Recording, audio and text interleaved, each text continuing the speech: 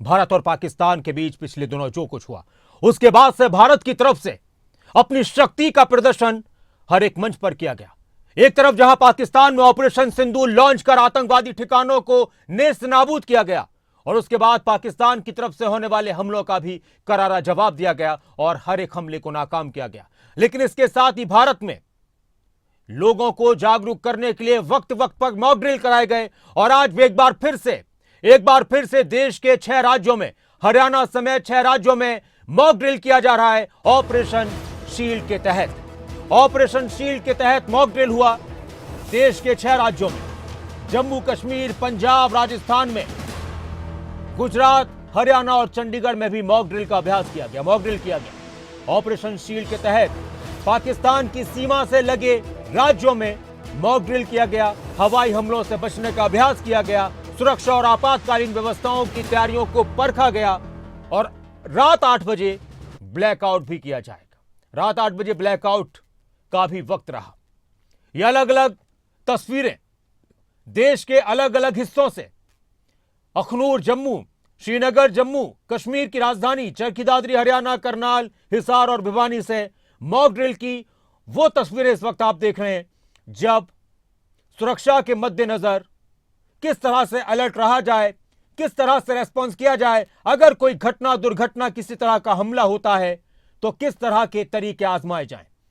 यह अंबाला की तस्वीर आप देख रहे हैं। ऑपरेशन शील्ड के तहत सायरन बजने शुरू हुए, सायरन बजते ही एकदम से गहमा गहमी बढ़ गई और लोगों को अलर्ट रहने के लिए कहा गया। तैयारियों को जांचा गया कि कितनी तैयारियां हैं, लोग कितने सतर्क हैं। ये रोहतक की तस्वीर इस वक्त आप देख रहे हैं। देश के अलग अलग राज्यों में और हरियाणा के भी कई शहरों में मॉक ड्रिल किया गया। एकदम अफरा तफरी नजर आई। पुलिसकर्मी, सुरक्षाकर्मी, सायरन बजते रहे, पुलिस की गाड़ियां इधर उधर, एम्बुलेंस की गाड़ियां इधर उधर नजर आई, और जो वॉलंटियर्स हैं वो वॉलंटियर्स भी अपनी भूमिका निभाते नजर आए। ये गुरुग्राम की तस्वीर है इस वक्त आप देखें। करनाल की तस्वीर आप देखिए। एकदम से अफरा तफरी का माहौल देखने को मिला, मॉक ड्रिल किया गया। हालांकि इस मॉक ड्रिल के पीछे प्रशासन की तरफ से, शासन की तरफ से पहले ही कह दिया गया था कि किसी भी तरह की चिंता करने की जरूरत नहीं है, पैनिक होने की जरूरत नहीं है। सुरक्षा के इंतजाम को जांचना इसका मकसद है, हम कितने तैयार हैं ये जांचना इसका मकसद है। ये चरखी दादरी की भी एक तस्वीर इस वक्त आप देख रहे हैं। तो हरियाणा के अलग अलग जिलों में मॉक ड्रिल किया गया। हिसार की तस्वीर इस वक्त आप देख रहे हैं। सायरन बजने शुरू हुए, शहरों में लोगों को अलर्ट रहने के लिए कहा गया, कहीं धुआं उठता नजर आया। ये सब कुछ एक अभ्यास का तरीका था। और यह अखनूर जम्मू कश्मीर की तस्वीर की, अचानक से आग लग जाए तो किस तरह से आग को बुझाया जाए, किस तरह के इंतजाम किए जाएं, उस वक्त कौन से तरीके आजमाए जाएं। मॉक ड्रिल का मकसद यह होता है कि अगर कोई ऐसी घटना हो जाए, किसी तरह का हमला हो, तो घबराए बिना जो भी हमारे आसपास पुलिसकर्मी हैं, सुरक्षा एजेंसियां हैं, सुरक्षा बल हैं, उनका सपोर्ट किया जाए, उनके दिशा निर्देशों का पालन किया जाए। ये देश के लोगों को जागरूक करने का एक बहुत ही मजबूत तरीका होता है। ये अमृतसर की तस्वीर आप देख रहे हैं। तो अलग अलग जगहों पर मॉक ड्रिल किया गया, और इस मॉक ड्रिल का मकसद था अपने आप को जांचना। ये चंडीगढ़ की तस्वीरें भी इस वक्त आप देख रहे हैं कि अचानक से अगर कोई घायल लोग होते हैं तो उनको किस तरह से फर्स्ट एड दिया जाए, उनको अस्पताल में कैसे पहुंचाया जाए, या फिर एट ए टाइम किस तरह से उनकी सुरक्षा के लिए इंतजाम किए जाएं। तो जम्मू कश्मीर, हरियाणा, राजस्थान, पंजाब, चंडीगढ़ और गुजरात में मॉक ड्रिल किया गया। जम्मू कश्मीर, राजस्थान, पंजाब और गुजरात जो हमारे देश के 4 राज्य हैं, इन राज्यों की सीमा पाकिस्तान से जुड़ती है। हरियाणा के कई शहर और चंडीगढ़ जो केंद्र शासित प्रदेश भी है और हरियाणा और पंजाब की राजधानी है, यह भी अक्सर आतंकवादियों और पाकिस्तान के निशाने पर रहा है, हम सबको मालूम है। और इस वक्त हमारे साथ हमारे 2 वरिष्ठ सहयोगी, गुरुग्राम से करण जयसिंह हमारे साथ जुड़ चुके हैं और रोहतक से देवेंद्र दांगी हमारे साथ जुड़ चुके हैं। रोहतक में किस तरह का माहौल नजर आया मॉक ड्रिल के दौरान, देवेंद्र दांगी जी बताइए।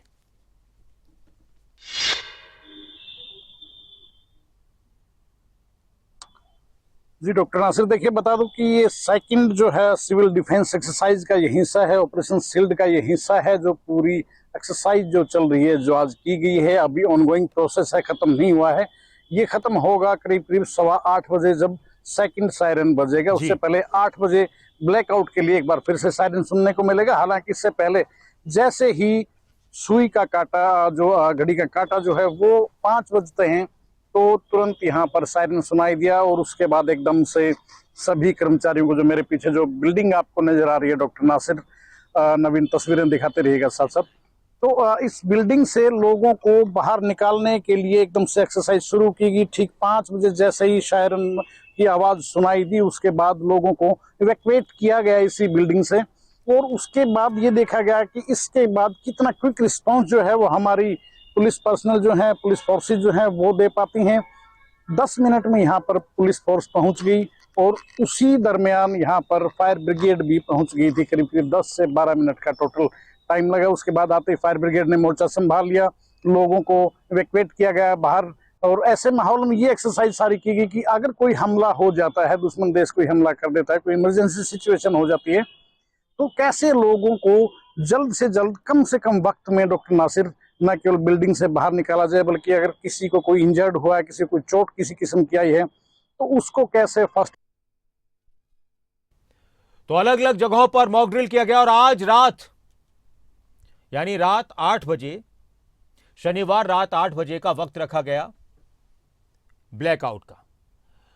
हरियाणा के अलग अलग जिलों में मॉक ड्रिल की गई और उस दौरान की तस्वीरें आपको दिखाते हैं हमारे रिपोर्टर्स के जरिए जो भेजी गई हैं। अंबाला से एक रिपोर्ट आपको दिखाते हैं कमलप्रीत सब्बरवाल की कि मॉक ड्रिल के दौरान अंबाला में किस तरह का माहौल नजर आया। पहले से ही हम तस्वीरें आपको दिखा रहे हैं किस तरीके से मॉक ड्रिल जो है यहाँ पर हो रही है, मानो कोई हमला हो गया हो। और आप तस्वीरों में देख सकते हैं कि जिस तरीके से ये लोग घायल हुए हैं, ये दिखाया जा रहा है कि यहाँ पर ब्लास्ट के बाद कुछ लोग घायल हुए हैं, जिन्हें अब जो है वो लेकर जाया जा रहा है। इनको एम्बुलेंस में ले जाया जाएगा। और ये तस्वीरें हम आपको डीसी कार्यालय से पूरी तरह से मॉक ड्रिल की दिखा रहे हैं। और ये आप देख सकते हैं स्ट्रेचर पर कैसे जो घायलों को लेकर जाया जा रहा है। कहीं ना कहीं पूरी जो तैयारी है वो दिखाई जा रही है। और दूर अगर मैं दिखाऊं तो वो देखिए किस तरीके से फायर कर्मी जो है वो पानी की बौछार करके आग बुझाने की कोशिश जो है वो कर रहे हैं। चारों तरफ जो है इस समय का जो हालात है वो मॉक ड्रिल के माध्यम से इस तरीके का दिखाया जा रहा है कि अगर युद्ध के हालात होते हैं और कुछ ऐसा होता है तो नज़ारा कुछ ऐसा ही होगा। ऐसे इसी तरीके से लोगों का बचाव किया जाएगा। और ये तस्वीरें हम आपको अंबाला के डीसी कार्यालय से लगातार दिखा रहे हैं कि किस तरीके से मॉक ड्रिल के समय में ऐसे ही सायरन बनेंगे, ऐसे ही युद्ध के हालात होते हैं। और अगर कोई घटना होती है तो किस तरीके से सुरक्षा के जो इंतजाम है वो पुख्ता किए गए हैं, किस तरीके से जो एम्बुलेंस है, फायर ब्रिगेड है, सभी विभागों को सतर्क किया गया है। और इसी तरीके से लोगों को बचाकर अस्पतालों में भेजा जाएगा। अंबाला से खबरें अभी तक के लिए कमलप्रीत सब्बरवाल। और देश के चमकते हुए शहर गुरुग्राम से करण जयसिंह हमारे साथ जुड़े हुए हैं। हरियाणा के एक और बड़े शहर रोहतक से देवेंद्र दांगी जुड़े हुए हैं। दांगी जी, मैं आपके पास आऊंगा। एक करण से अभी हम सवाल कर लेते हैं। करण, गुरुग्राम में मॉक ड्रिल को लेकर क्या माहौल नजर आया, किस तरह की तैयारियां थी?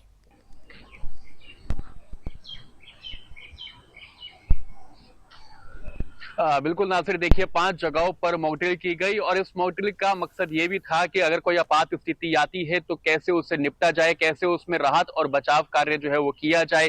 सिविल डिफेंस की बात करें, स्वास्थ्य विभाग की बात करें, पुलिस अधिकारियों की बात करें, जिला प्रशासन के अधिकारियों की बात करें, वो कैसे एक सहयोग रखते हुए, आपस में समन्वय बनाते हुए राहत और बचाव कार्य करेंगे, ये उद्देश्य था। और आज 5 जगहों पर मॉक ड्रिल हुई है, जिसमें से एक बीएसएफ की जो यूनिट है सोना रोड पर गुरुग्राम में, वहां पर भी मॉक ड्रिल की गई कि अगर किसी सैन्य ठिकाने पर इस तरह की आपात स्थिति बनती है तो उसमें जिला प्रशासन कैसे वहां घायलों को अस्पताल तक पहुंचाएगा, कैसे वहां राहत और बचाव कार्य होगा, ये मकसद था। इसलिए एक सैन्य ठिकाने को भी इन 5 ठिकानों में से रखा गया था कि किसी सैन्य ठिकाने पर भी इस तरह की स्थिति अगर उत्पन्न होती है तो वहां पर किस तरह से राहत और बचाव कार्य किया जाए। तो एक मॉक ड्रिल जो है वो की गई ऑपरेशन शील्ड शील्ड के तहत देश भर में आज मॉक ड्रिल की गई अलग अलग जगहों पर। जो लोग घायल हुए थे उन्हें जल्द से जल्द फर्स्ट एड देते हुए अस्पताल तक पहुंचाया गया और एक जो कंट्रोल रूम है वो सचिवालय में बनाया गया। जो मिनी सचिवालय है वहां पर कंट्रोल रूम था, तमाम निगरानी रखी जा रही थी, पुलिस अधिकारी वहां मौजूद थे, जिला प्रशासन के अधिकारी मौजूद थे, उपायुक्त वहां मौजूद थे और एक सेंटर बनाया गया था नासिर जो ताऊ देवीलाल स्टेडियम में था। वहां पर तमाम एम्बुलेंस थी, सिविल डिफेंस के कर्मचारी वहां थे। अगर कोई पर सूचना मिलती है कि कहां पर हमला हुआ है, वहां से सूचना ताऊ देवीलाल स्टेडियम में पहुंचती है और तुरंत वहां से राहत और बचाव कार्य रवाना हो जाता है। तो एक पूरी तरह की एक्सरसाइज जो है वो की गई है और लोगों से भी ये लगातार अपील की जा रही है कि लोग भी इस मॉक ड्रिल में सहयोग करें, क्योंकि रात 8 बजे से लेकर 8:15 बजे तक ब्लैकआउट होगा और लोगों से कहा जा रहा है कि आप अपने तमाम घरों की लाइट्स को बंद कर दें, अपने जो खिड़कियां हैं वहां पर कर्टेन्स लगा दें, कोई भी रोशनी जो है वो कमरे से ना आ सके। इसलिए 15 मिनट तक ये ब्लैकआउट जो है वो रखा गया है नासिर और 8 बजे जो है ब्लैकआउट की जो सेकंड मॉक ड्रिल की सेकंड स्टेज है उसकी शुरुआत हो जाएगी। शुक्रिया करण इस पूरी जानकारी के लिए, बातचीत के लिए आपका। और देवेंद्र रांगी भी हमारे साथ जुड़े हैं। देवेंद्र जी, बात अधूरी रह गई थी मॉक ड्रिल को लेकर रोहतक से। जी देवेंद्र जी, पूरी कीजिए बात।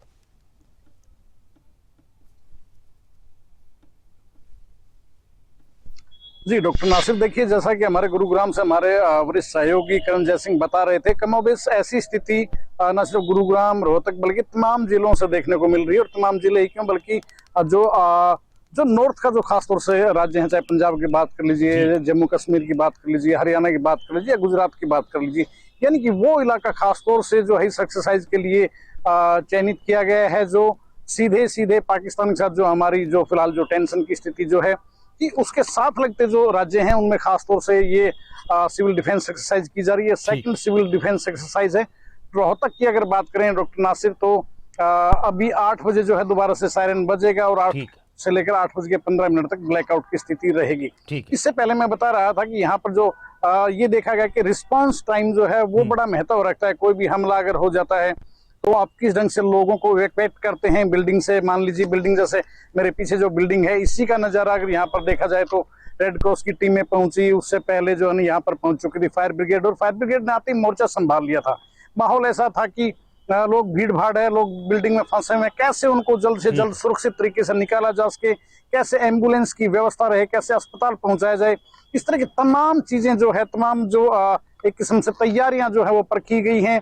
लोगों को भी कहीं न कहीं अवेयर करने में ये चीजें, इस तरह की एक्सरसाइज जो है वो खासी कारगर डॉक्टर नासिर रहती हैं, क्योंकि मान लीजिए अगर कोई दुश्मन देश कोई हमला कर देता है, कोई सरप्राइज अटैक अगर कुछ हो जाता है, तो ऐसी स्थिति में मान लो किसी बिल्डिंग में कोई फंस जाता है तो उसको किस ढंग से उसको बचाव किया जाए, राहत एवं बचाव कार्य जो है वो किस ढंग से चलाए जाए, किस ढंग से लोग अगर फंस जाए तो इवैक्यूएट किस ढंग से किया जाए, फर्स्ट एड कैसे दी जाए, इस तरह की तमाम जो चीजें हैं वो ऑपरेशन शील्ड के तहत आज यहाँ पर पूरी तरह से बिल्कुल अप्लाई करके देखी गई है कि इन फ्यूचर अगर कहीं ऐसा हो तो लोगों में एक अवेयरनेस रहे और जो हमारी सरकारी मशीनरी है वो भी पूरी तरह से इसको लेकर जो है एक्सरसाइज हो जाए, तो उनको भी वो चीजें रिमेम्बर रहें कि उनको सायरन की आवाज सुनते ही जल्द से जल्द जो है स्पॉट पर पहुंचना है और किस ढंग से कंट्रोल में एस्टेब्लिश किया जाए। करण जय सिंह बता रहे थे कि तमाम विस्तार से कि अगर कोई हमला हो जाता है, हवाई हमला कोई हो जाता है, तो किस ढंग से रिस्पॉन्स किया जाए, किस ढंग से रिस्पॉन्ड किया जाए, तमाम टीमें कोऑर्डिनेशन उनका देखा जाता है। और तमाम एक्सरसाइज की जो रिपोर्ट जो है डॉक्टर नासिर, वो ना सिर्फ स्टेट बल्कि सेंट्रल गवर्नमेंट को भी डिफेंस को बहुत बहुत शुक्रिया देवेंद्र दांगी आपका इस पूरी जानकारी के लिए और इस रिपोर्ट के लिए। और अब आपको एक तस्वीर दिखाते हैं करनाल की कि करनाल में किस तरह से मॉक ड्रिल के दौरान माहौल रहा, रेस्पॉन्स टाइम क्या था। हिमांशु नारंग की एक रिपोर्ट। हरियाणा के सभी जिलों में आज मॉक ड्रिल हुई है और शाम के समय में ब्लैकआउट भी रहने वाला है। और इस मॉक ड्रिल के अंदर एक ऐसी स्थिति पैदा की गई कि अगर भूकंप आ जाता है, युद्ध की स्थिति है और यानी कि आपातकालीन स्थिति है, तो वहां पर किस तरीके से हमने अपनी जान बचानी है, किस तरीके से बाकी लोगों की जान बचानी है, और उसमें एनसीसी की एक अहम भूमिका रहती है। ये तमाम एनसीसी के कैडेट्स हैं, उनके तमाम ऑफिसर्स हैं जो उन्हें ट्रेनिंग देते हैं और इन तमाम कैडेट्स से जानने का प्रयास करेंगे। पहले आप लोग बताएं कि कैसी सिचुएशन लगी, किस तरीके से आपने हेल्प करने का प्रयास किया। सर बहुत अच्छा लगा कि जैसे सिचुएशंस थी उसमें हमने अपने बड़ी पेयर्स की कैजुअलिटी को मेंटेन किया, उनको हॉस्पिटल तक पहुंचाया है और काफ़ी लाइफ टाइम के लिए एक्सपीरियंस मिला है कि कैसे हम आपदा में अपने आप को बचाएं और अपने सिविलियंस को भी बचाएं।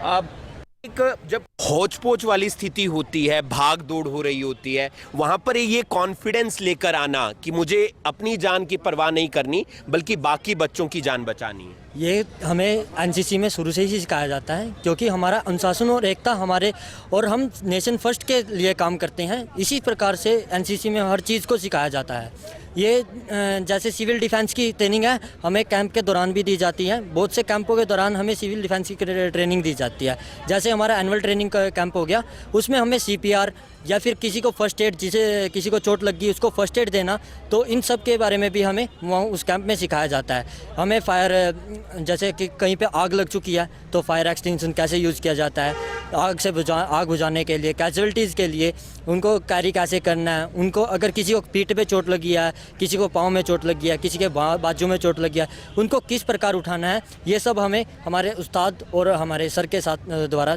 सिखाया जाता है। बिल्कुल, आज करनाल के जिला सचिवालय में यही सिखाया गया कि किस तरीके से अगर ऐसी स्थिति आती है, युद्ध की स्थिति आती है, कहीं पर आग लग जाती है, भूकंप आ जाता है, त्रासदी आ जाती है, बाढ़ आ जाती है, तो वहां पर कैसे अपनी जान बचानी है, कैसे बाकी लोगों की जान बचानी है और किस तरीके से अपना एक रोल अदा करना है। ये तमाम एनसीसी के कैडेट्स थे जिन्होंने आज एक भूमिका निभाई, लोगों को बचाने का एक प्रयास किया। एक प्रकार की मॉक ड्रिल थी, लेकिन इनका आत्मविश्वास ये बताता है कि भगवान ना करे ऐसी सिचुएशन आए, लेकिन अगर आती है तो फिर वहां पर लोगों की जान कैसे बचाई जा सकती है, हम इनसे सीख सकते हैं। खबरें अभी तक के लिए करनाल से हिमांशु नारंग। और इस वक्त हमारे साथ फरीदाबाद से हमारे संवाददाता अनिल राठी भी जुड़ चुके हैं। औद्योगिक शहर है फरीदाबाद, बहुत पुराना शहर है और यह शहर भी दुश्मन की नजर में या फिर किसी तरह की कोई अनहोनी होती है तो वहां पर किस तरह से रेस्पॉन्स टाइम का ध्यान रखा जाए, मॉक ड्रिल की गई। फरीदाबाद में क्या माहौल रहा मॉक ड्रिल के दौरान, अनिल?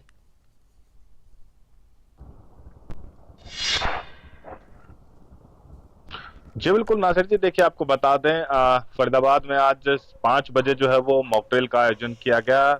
2 जगह जो है वो ये बड़े पैमाने पर मॉक ड्रिल की गई, एयरफोर्स स्टेशन और जो एनटीपीसी तिगांव मुजेड़ी के पास है, वहीं पे जो है वो मॉक ड्रिल का आयोजन किया गया। और एक तरीके से ये मैसेज जिला प्रशासन की तरफ से जो है वो दिया जा रहा है, उन लोगों को दिया जा रहा है जो लोग कहीं ना कहीं इस आपदा की घड़ी में एक आस छोड़ देते हैं और घबरा जाते हैं। तो इसको लेकर के जिला प्रशासन जो है वो हर नागरिक को, अपने जिला के हर नागरिक को जो है वो इतना एक्टिव करना चाहता है कि यदि इस तरीके की आपदा की स्थिति जब हमारे राज्य या हमारे डिस्ट्रिक्ट के ऊपर आती है तो उस दौरान आपको किस तरीके की जो है वो कार्यशैली करनी है और किस तरीके से अपने साथ साथ लोगों की भी जान बचानी है। तो कह सकते हैं कि अब जिला प्रशासन ने जो है वो पूरे तरीके से इस पूरे मामले को लेकर के रोड मैप तैयार कर दिया है। और साथ ही साथ देखिए मॉक ड्रिल के साथ ही साथ जो तमाम जो समाज सेवी संगठन जो है वो उनको भी बाकायदा जिला उपायुक्त के माध्यम से जिला उपायुक्त ने जो है वो उनको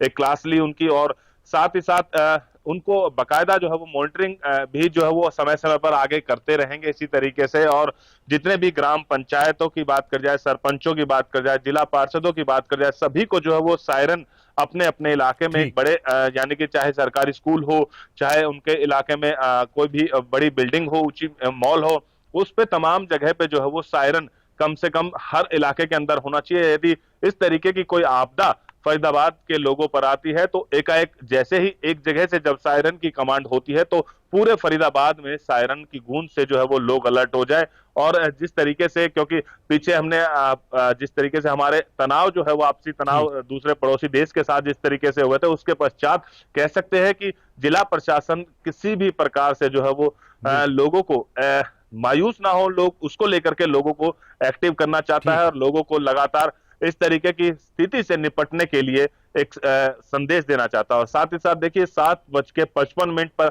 जो है वो आज नाइट ब्लैक जो है वो होगा, जिससे पूरे फरीदाबाद की एक तरीके से कह सकते हैं कि जिला उपायुक्त ने अपील की है लोगों से कि 7:55 पर आप अपने घर की लाइटें जो है वो बंद करें, क्योंकि सरकार जो एक ये ड्रिल कर रही है, ऑपरेशन ड्रिल के तहत जो है वो इसको किया जा रहा है, तो इसमें सरकार का जो है वो बढ़ चढ़ करके साथ दें। सरकार के इस मुहिम के अंदर कह सकते हैं कि लोग भी कुछ सीखे, जागरूक हों, ताकि आप अपने आप की भी जो है वो सेव कर सकें और अपने पड़ोसी और जो रिश्तेदार हैं उनको भी जो है वो सेव कर सकें। और लगभग 15 से 20 मिनट का जो है वो ये नाइट ब्लैक जो है वो यहाँ पे आज बिल्कुल, किया 8 गया से है, 8:15 जिसमें का कि पूरे वक्त फरीदाबाद की उसका बत्ती जो है वो रहेगा गुल, ब्लैकआउट का। कह बहुत सकते हैं, शुक्रिया खुद ही आपका गुल करनी जी पड़ेगी अनिल। क्योंकि पीछे से अनिल आपका बहुत शुक्रिया इस पूरी जानकारी के लिए और बातचीत के लिए।